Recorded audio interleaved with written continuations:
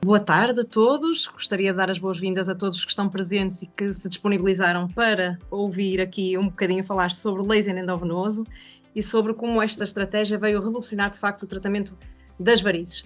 Hoje os dias são sempre a correr, ninguém tem muito tempo para parar, nem mesmo para tratar de si próprio e, portanto, este tipo de soluções são excelentes para que as pessoas possam tratar da sua saúde com mínima perturbação das suas atividades diárias. E é sobre isto então que nós vamos falar, sobre uma tecnologia que veio alterar completamente aquilo que é a recuperação pós-cirurgia de varizes. Então, vamos começar por falar o que são varizes para percebermos realmente de que doença é que estamos a falar. E então as varizes são definidas como umas dilatações das veias superficiais das pernas. Estas dilatações destas veias ocorrem porque estas válvulas que normalmente funcionam no sentido de tentar ajudar o sangue a subir dos pés do chão para o coração, elas, quando tudo funciona bem, elas vão fechar e vão ajudar a que o sangue não retorne e, fruto de vários fatores de risco, como vamos ver mais adiante, e também do excesso de pressão deste sangue, quando estamos de pé, que está sempre a ser feito no sentido contrário às válvulas, isto vai acabar por provocar, de facto, uma destruição da válvula com consequente dilatação da parede, que começa sistematicamente a levar mais sangue que aquele que era suposto. Portanto, o sangue devia dirigir-se para o coração, começa a ficar acumulado assim na parte inferior das pernas e depois, à medida que isto vai progredindo, também na parte superior. E então o que vemos, quando olhamos para umas pernas com varizes, são realmente estas dilatações. Como são veias muito próximas da pele, elas são normalmente bem visíveis. Também é importante fazer aqui uma ressalva que as varizes fazem parte de doença venosa crónica. Não estamos a falar de uma questão estética, não estamos a falar de uma perturbação menor, estamos a falar de uma doença. Como doença que é, temos vários níveis de gravidade, digamos assim. Temos um nível que nós chamamos C0, em que a pessoa pode apresentar sintomas e só quando faz exames é que vai perceber que alguma coisa não está bem com as suas veias. Depois temos uma fase 1, em que, olhando para as pernas, começam a aparecer uns pequenos derrames, umas pequenas aranhas vasculares. Depois temos então a fase 2. Hoje vamos falar sobretudo da fase 2 em diante. Portanto, quando a pessoa já tem papos de varizes salientes, que ao passar a mão já conseguem perceber que as sentem, não é? Isso eu explico muitas vezes em consulta, que uma forma fácil de distinguirmos derrames de varizes é, numa zona em que há alguma alteração, se nós fechamos os olhos e passamos a mão e não sentimos nada, então estamos com derrames. Se ao passar a mão percebemos que há saliências, então serão já varizes. Depois também temos o ecodoppler, que nos vai permitir medir o tamanho destas veias e a partir dos 3 milímetros nós consideramos que são varizes.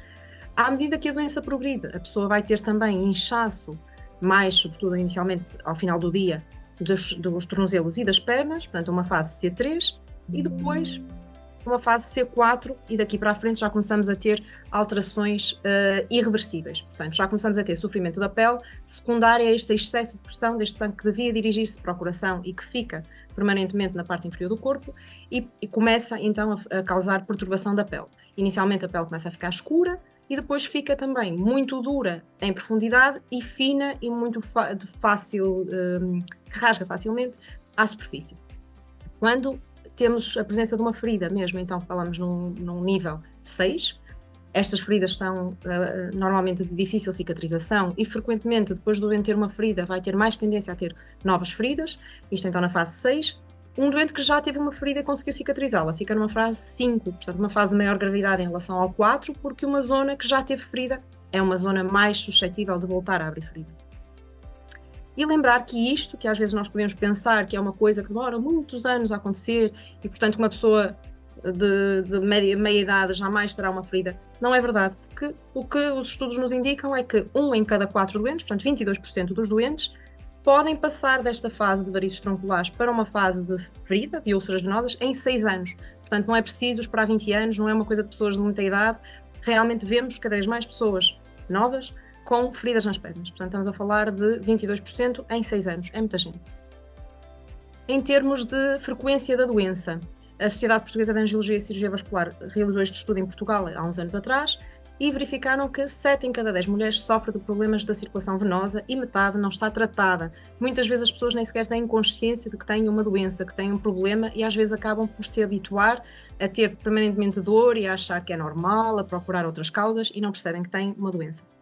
8% das pessoas chegam mesmo a reformar-se antecipadamente por causa da doença e a úlcera venosa, então o estádio de maior gravidade da doença, o C6, tem repercussões sociais muito importantes com incapacidade para as atividades profissionais em mais de metade dos casos.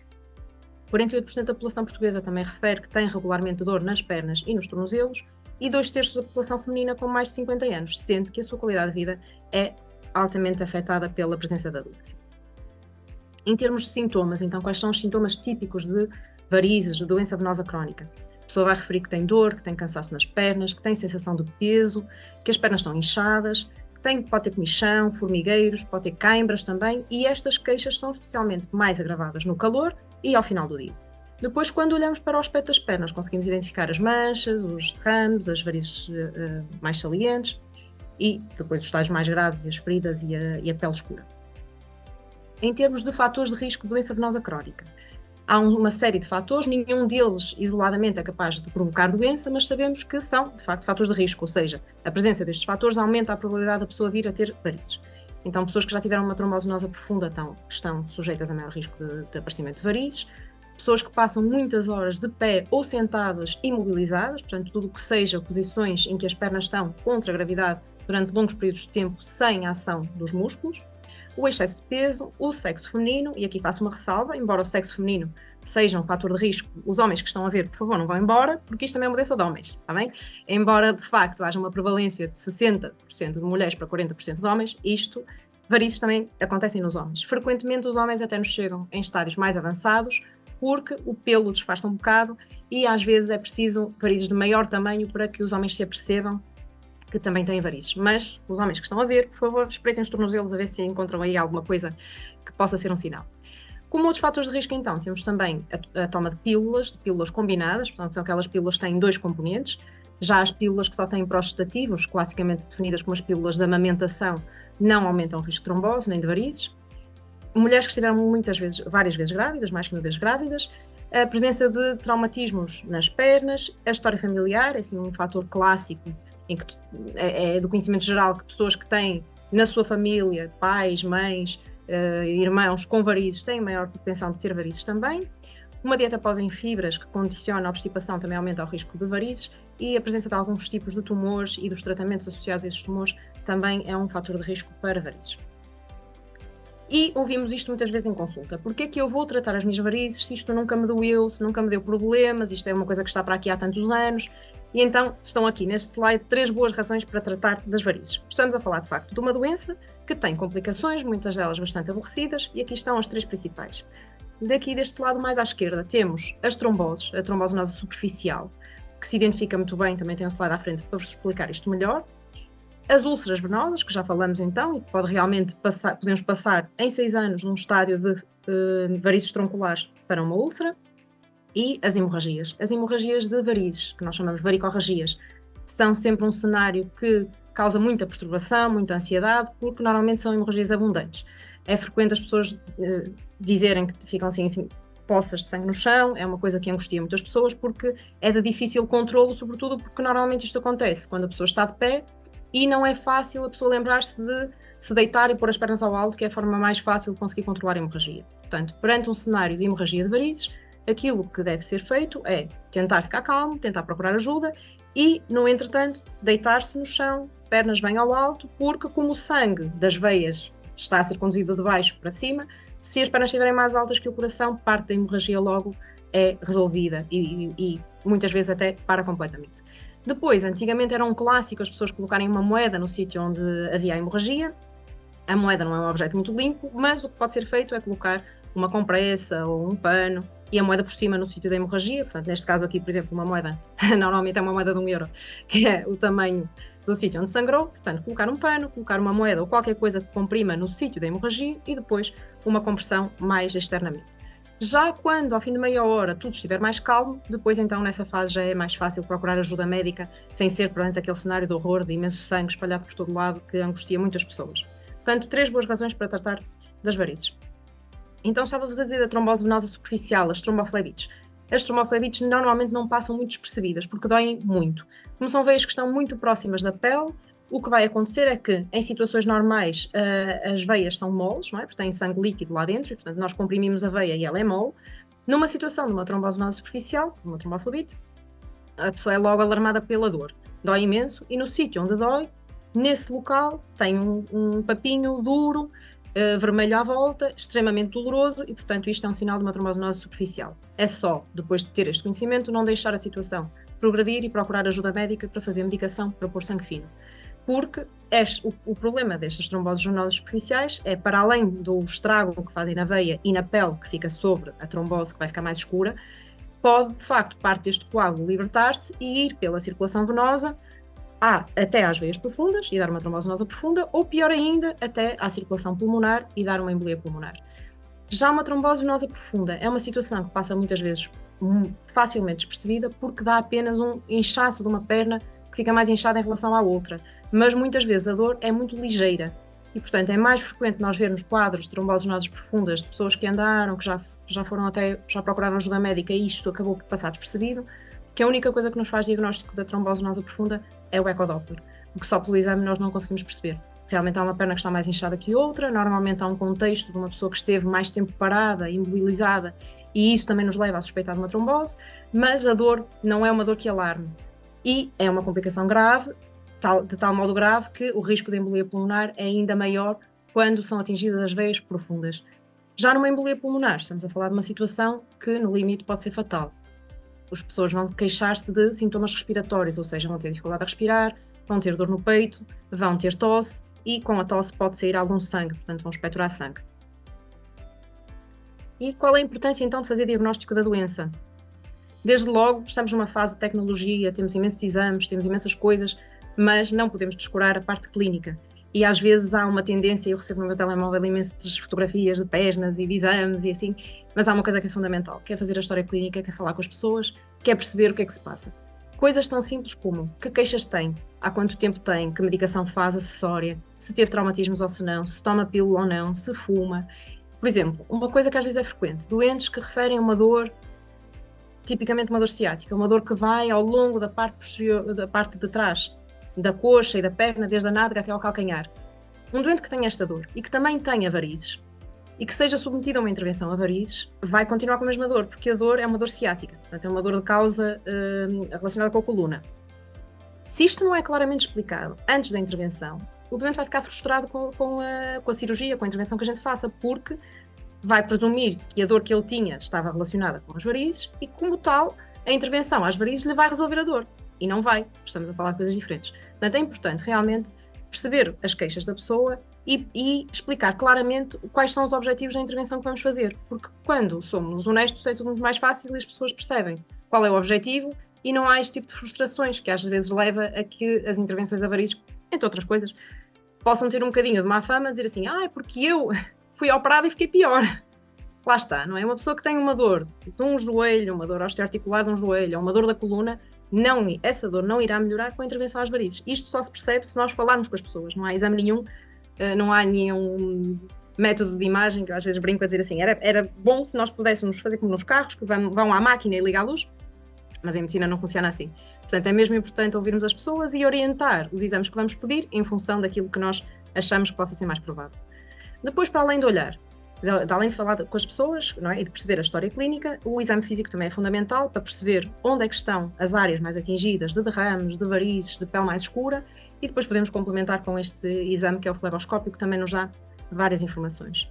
Padrão de diagnóstico também para complementar tudo isto, mas nunca ultrapassando a fase inicial que já falei, é o ecodoppler. O ecodoppler é uma ecografia, é um exame muito simples de fazer, que não implica preparação prévia, não implica jejum, não implica nada especial, só implica que a pessoa esteja de pé.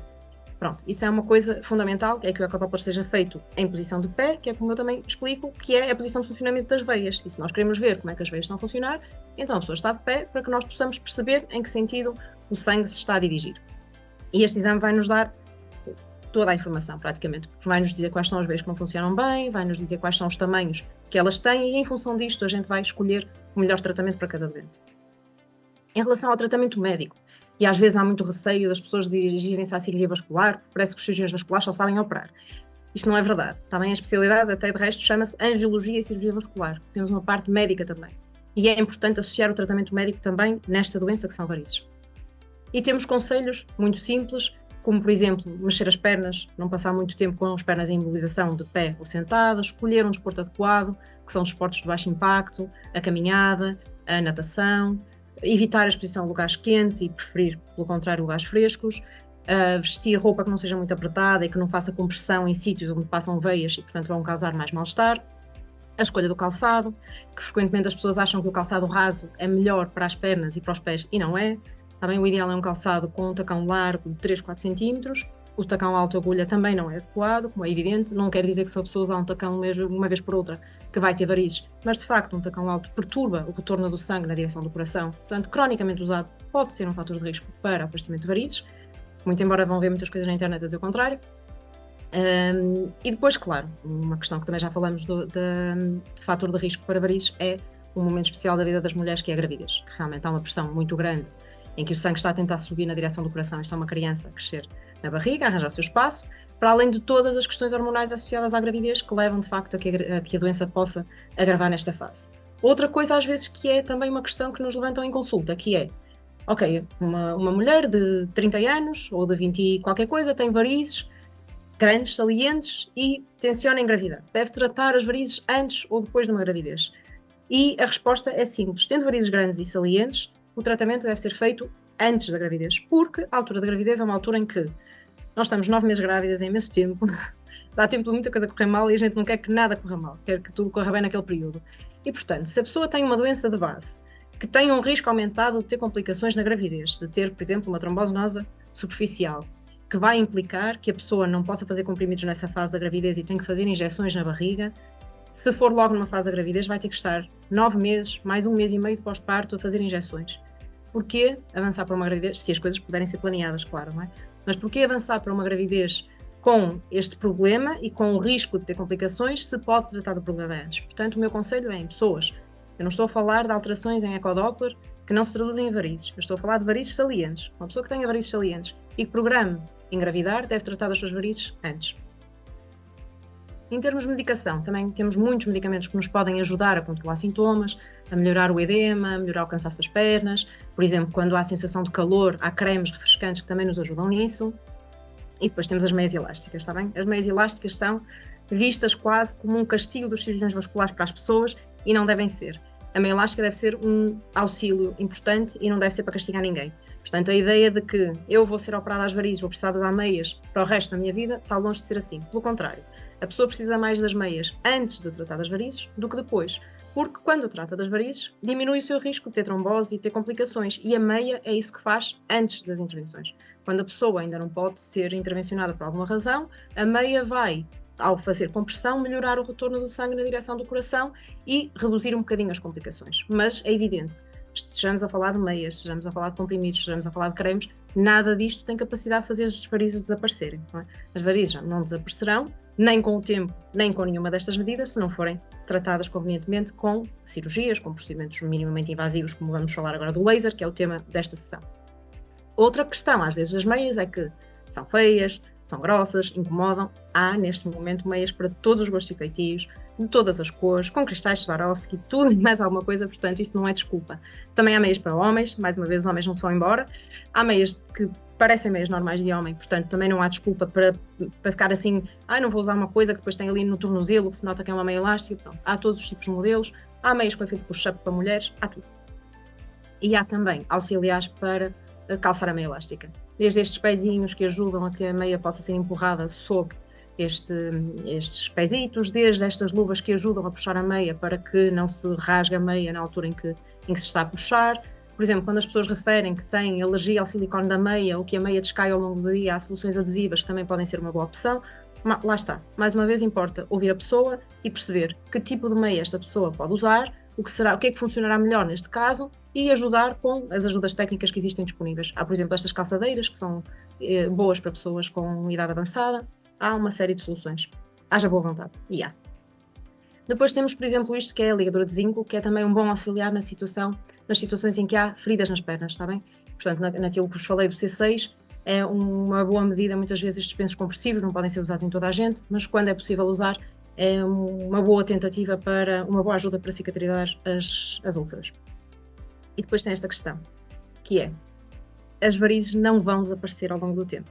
Há algumas coisas que melhoram com a idade, não são muitas, mas vamos melhorando experiência e assim umas coisas, mas de facto as varizes não melhoram com o tempo. Não há forma nenhuma delas desaparecerem sozinhas, por si. Não vai acontecer.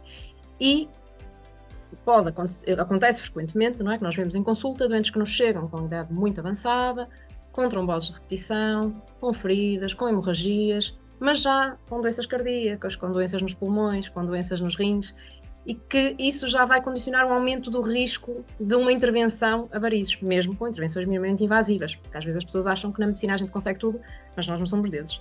Portanto, há situações em que nós fica o doente, ficamos nós um bocadinho encurralados, em que queríamos ajudar de uma forma melhor e essa forma já passou.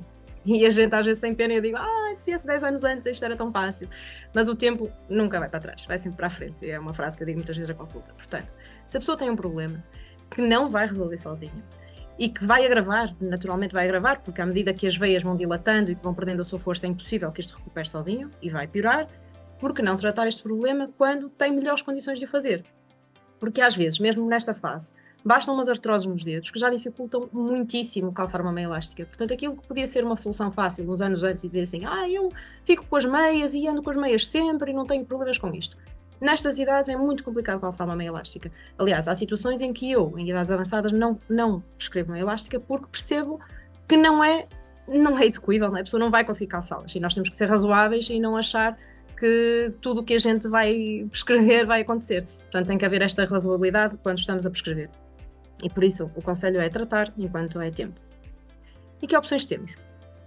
Antigamente só tínhamos uma opção que era o stripping das chafenas. Portanto, a veia era removida e isso condicionava frequentemente, e se calhar está nas memórias de muitas pessoas que viram pais tratados desta forma ou, enfim, familiares, hoje ainda se faz frequentemente e sobretudo nos hospitais públicos, que era de facto a única alternativa que se tinha, a veia era arrancada. O facto da veia ser arrancada implica um período de recuperação mais longo, não é? Em que de facto vai ter mais hemorragia e a recuperação vai ser um bocadinho mais morosa.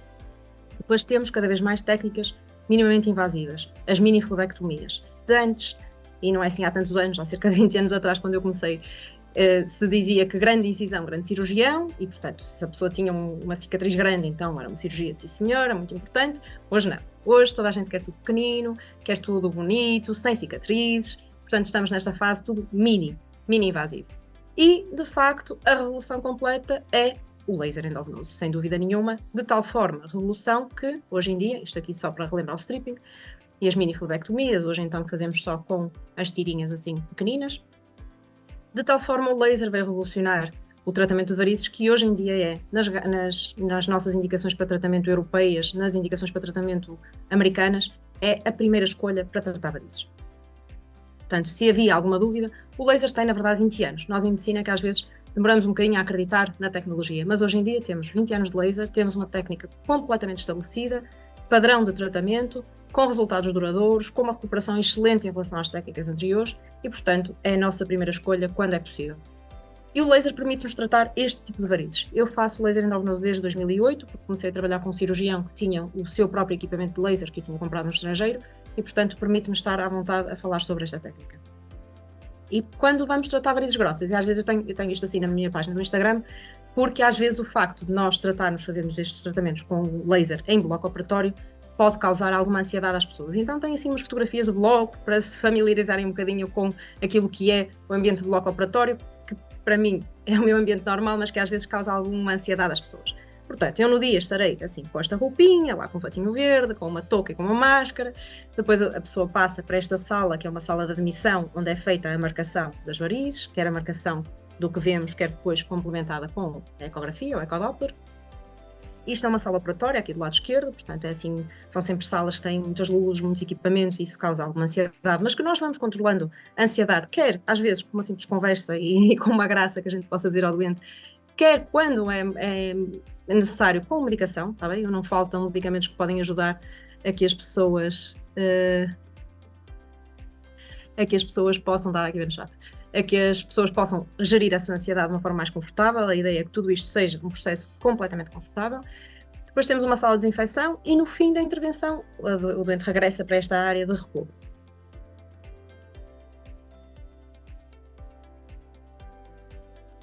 Em termos de como é que isto é feito, de facto, em vez de fazermos cortes, não é? Deixamos um bocadinho de lado o bisturi, o que a gente faz é umas piquinhas pequeninas, como se fosse cateterismos, em que a veia é picada e a fibra de laser é introduzida por dentro. Isto aqui é a imagem de uma fibra de laser o laser que utilizo é o que tem menor diâmetro, portanto consigo fazer o tratamento com laser. Agora, antigamente em Portugal havia menos dispositivos, agora já há mais, e de facto este que eu uso é aquele que nos permite um furinho mais pequenino, é o mais pequeno deles todos. E por isso o furinho é mínimo, onde vai passar esta fibrazita de laser aqui, tá? Isto assim.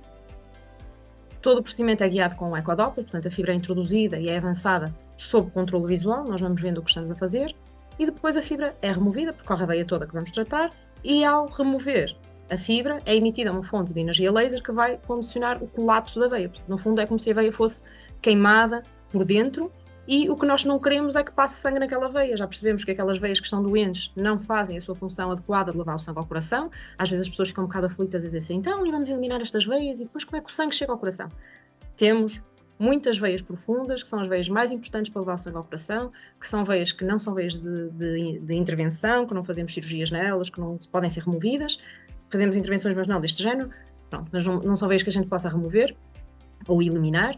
E essas veias profundas é que são as importantes para levar o sangue ao coração e que não são mexidas com este tipo de intervenções, está bem? Estamos a falar destas veias superficiais, que são veias com uma função residual e que, portanto, nós podemos eliminar não só sem prejuízo, como com benefício, porque são veias que estão a funcionar mal e que podem prejudicar as que estão a funcionar bem. Portanto, a gente elimina-as pelo contrário, não é? Trazendo benefício ao doente. E então, ao ser emitida esta fonte de laser, a veia é colapsada. Vamos pôr aqui um pequenino vídeo. Então, o que estava a dizer, não é? Portanto, a veia é picada, passa a fibra de laser por dentro da veia, nós estamos a ver isto tudo com ecografia, com ecodoppler, e depois, à medida que a fibra é retraída, a veia é queimada. Pronto, tudo isto com um furinho bonito, um adesivozito na ponta e está feito.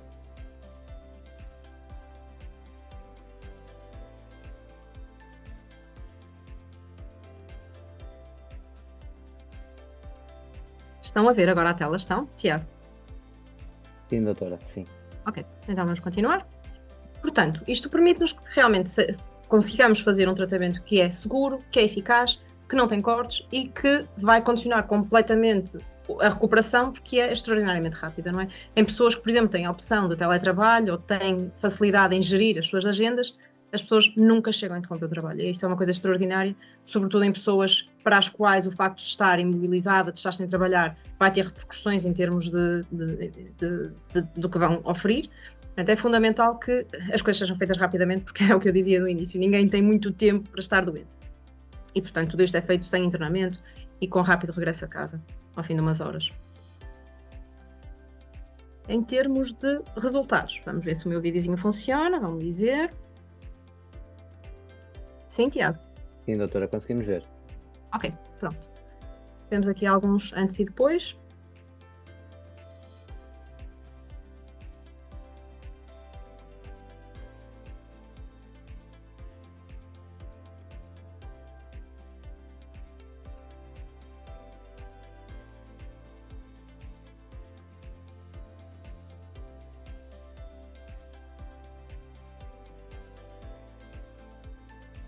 Este doente já com ferida, um doente novo, 39 anos, e com uma semana de pós-laser, uma recuperação extraordinária. E esta senhora, aqui não se vê tão bem, mas conseguimos clarear assim embaixo também a perna.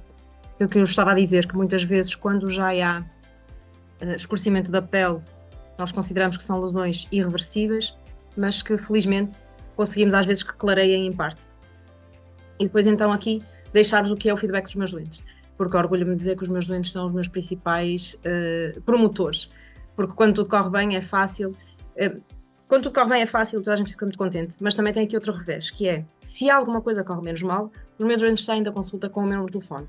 Portanto, a qualquer hora estão livres para me contactar, para eu resolver qualquer problema que possa surgir, e isso é uma mais-valia, não é? Porque não há aquela situação da pessoa estar em aflição de qualquer coisa, às vezes é simplesmente um penso que descolou, uma coisa que enrolou, uma dor estranha que aparece, e não há ansiedade nenhuma de pós-operatório, de pós-procedimento, porque está à distância de um telefonema, de me perguntar o que se passa, normalmente resolvemos por telefone, havendo necessidade eu vejo o doente imediatamente, e isso é uma coisa do que eles me dizem e do que eu entendo, que também já fui doente, é uma coisa impagável.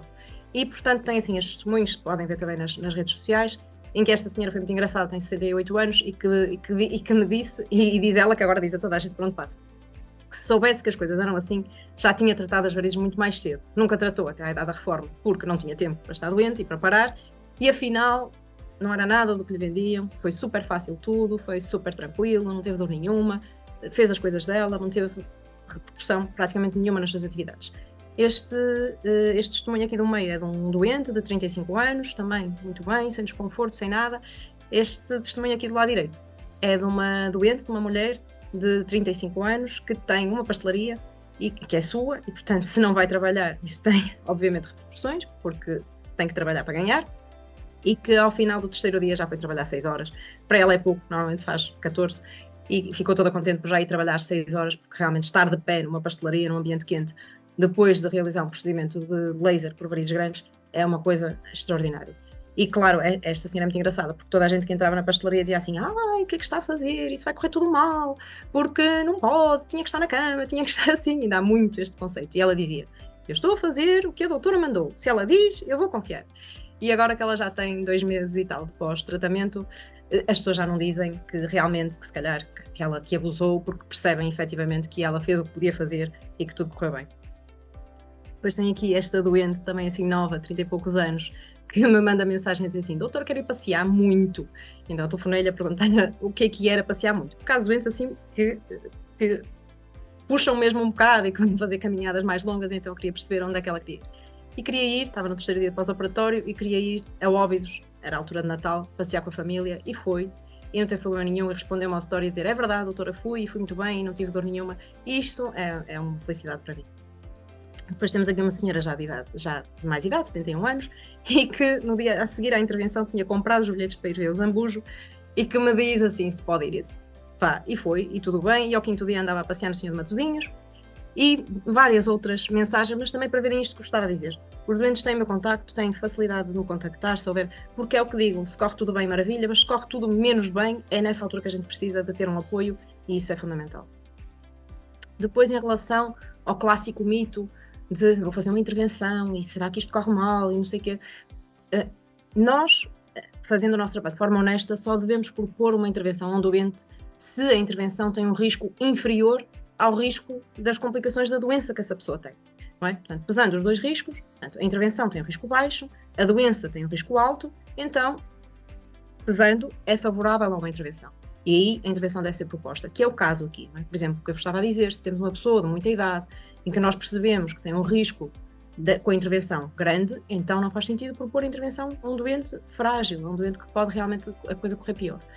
Se nós estamos a propor isso, mas para isso só há uma solução, que é confiar na pessoa que tem à frente e perceber se esta pessoa me está a propor e se eu sei que esta pessoa não propõe intervenções a quem não precisa delas, que isso podem confiar que não proponho, então se me diz que é para fazer, se calhar vale a pena confiar. Porque às vezes nós temos muito medo do desconhecido e preferimos passar muito mal com o que já conhecemos do que arriscar a poder passar melhor. Isto é válido para varizes e para outras coisas na vida, não é? Mas realmente esta fobia do desconhecido, do que a gente não sabe o que é, trava-nos muitas vezes a situações que podiam ser muito mais benéficas para a nossa vida. Depois, pergunta normalmente recordista, eu ainda não abri o chat, mas é a pergunta habitual que eu recebo nas redes sociais, é: e quanto custa? E a pergunta quanto custa o laser é equivalente a perguntar quanto custa ir de férias, quanto custa comprar um carro, quanto custa comprar uma casa. A resposta a todas elas é: depende, não é? Depende de muitas coisas. Depende, por exemplo, aqui, no caso de fatores clínicos, de quantas safenas vamos tratar, temos até 4 safenas que podemos tratar, se tem muitas varizes à volta associadas ou não. Portanto, tudo isso vai condicionar a complexidade e, no fundo, esta complexidade vai se traduzir em códigos, que nós temos que pôr tudo em códigos, para também termos uma linguagem comum com os seguros, que é também outra questão que faz variar altamente o preço, que é se tem um seguro A, B ou C, que tem níveis de comparticipação das intervenções desta maneira ou daquela, há toda uma matriz, entre as matrizes de códigos que nós geramos com a intervenção que queremos fazer e as matrizes de complexidades dos inúmeros seguros que há, com as inúmeras variabilidades de comparticipações, dá uma coisa impossível de eu saber à partida quanto é que vai custar um procedimento de laser. O que é que nós fazemos? Em consulta, isto é tudo definido, vai o processo todo para orçamento com as gestoras de processo e depois o orçamento é dado ao doente ao cêntimo para que não haja surpresas e que a pessoa saiba exatamente na sua situação quanto é que lhe vai custar a intervenção. Depois a importância do acompanhamento médico. Percebemos então que há aqui um contínuo de doença, desde estádios mais leves a estádios mais graves.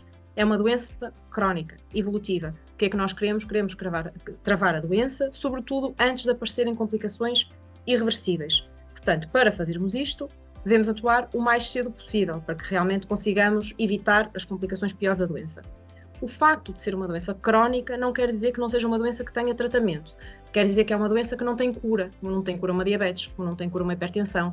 Quer dizer que a pessoa tem aquela fragilidade, nem aquele problema de veias. Mas não quer dizer que vá precisar de andar a fazer 4 ou 5 intervenções a varizes. Aliás, nós quando fazemos intervenções a varizes, o nosso princípio é que a gente faça, se possível, para sempre. Portanto, não é, jamais disse a algum doente, você vem cá, mas isto é para ir andando. Não. A ideia é tratar, e nós conseguimos isso com as técnicas que temos, com o nosso conhecimento que temos, tratar de uma forma duradoura. É isso que a gente quer. Porque eu não tenho interesse nenhum em que o doente venha todos os anos fazer alguma coisa, eu quero que o doente fique de facto satisfeito e que continuem a ser promotor do meu trabalho. É isso que a gente pretende e é isso que nós conseguimos com a tecnologia e conhecimento hoje em dia. E pronto, tenho aqui a minha página das redes sociais para tirar as dúvidas que precisem, que às vezes podem ficar destes webinars, podem me contactar por lá. E agora vou responder ao chat às perguntas que deixaram.